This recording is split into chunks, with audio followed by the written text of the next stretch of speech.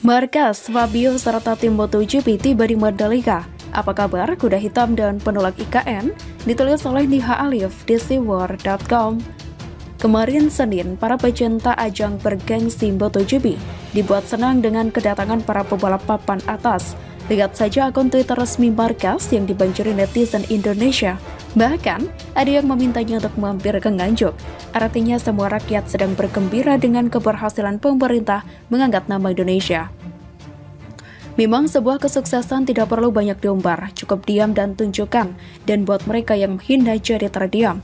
Inilah beda gaya kepemimpinan Jokowi dan generasi penerus sang mantan.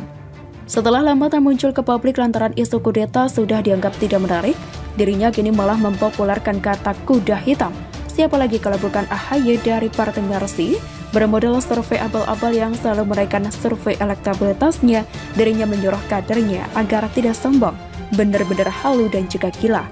Bahkan tanpa tahu malu, AHY menyebut Partai Demokrat bisa menjadi kuda hitam di Pilpres 2024 nanti. Dirinya berujar kalau partainya yang saat ini tak diperhitungkan bisa saja memenangi pemilu. Ya, namanya orang berharap ya sah-sah saja dong. Cuma kembali lagi, apakah harapannya masuk akal, bisa tercapai atau tidak, ini juga harus diperhitungkan. Layaknya kita melamar kerja ke perusahaan software, tapi latar belakang kita pendidikan biologi, terus kerjanya di kantor properti. Sekalipun orang tua kita adalah Bill Gates, tetap saja HRD akan berpikir ulang. Inilah perumpamaan yang cocok untuk AHY saat ini.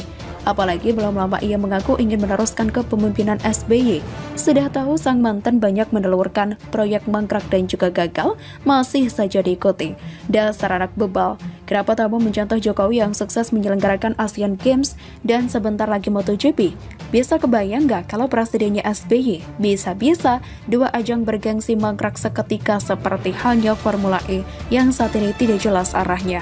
Jokowi memang tak banyak ngomong dan drama seperti SBY. Namun, seluruh dunia mengakui kehebatannya dalam memimpin.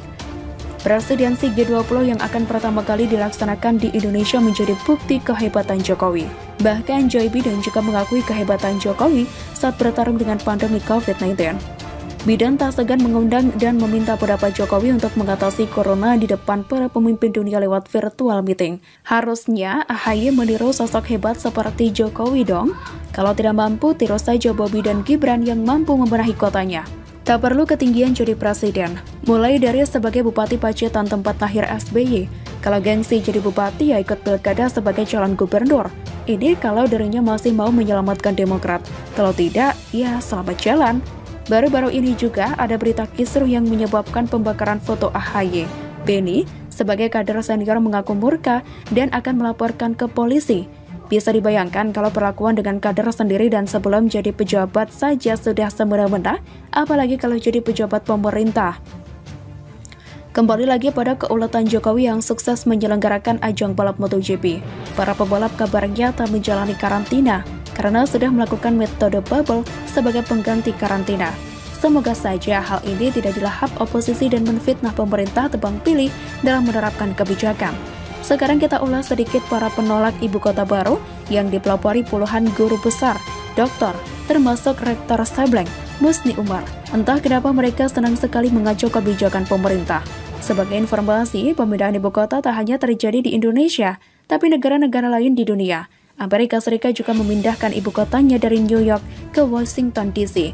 Negara lain seperti India memisahkan sistem pemerintahan dan juga pusat bisnisnya. Makanya, New Delhi dikhususkan untuk pemerintahan, sedang Mumbai sebagai pusat industri film, bisnis, dan juga lainnya. Jadi aneh saja kalau ada penolakan ibu kota dengan berbagai alasan. Bisa jadi orang-orang ini tak pernah keluar negeri atau sengaja tutup mata dan mengacau di negeri sendiri. Kenapa ibu kota dipindah di luar Jawa? Di antaranya karena Pulau Jawa sudah semakin padat penduduk, juga untuk melakukan pemerataan di pulau-pulau lainnya. Bisa kebayang, kalau Jokowi atau penerusnya terus belusukan, bisa jadi pembangunan masif terjadi di Kalimantan dan menyebar ke pulau-pulau lainnya. Semoga kebaikan Jokowi bisa dipahami si anak bawang, calon kuda hitam gagal, dan juga posisi dungu penolak IKN. Jangan sampai rakyat terkecoh opini sesat mereka soal negara Cina menjajah tanah air dan sebagainya, tanpa melihat dan membandingkan antara Indonesia dan juga dunia. Begitulah kura-kura.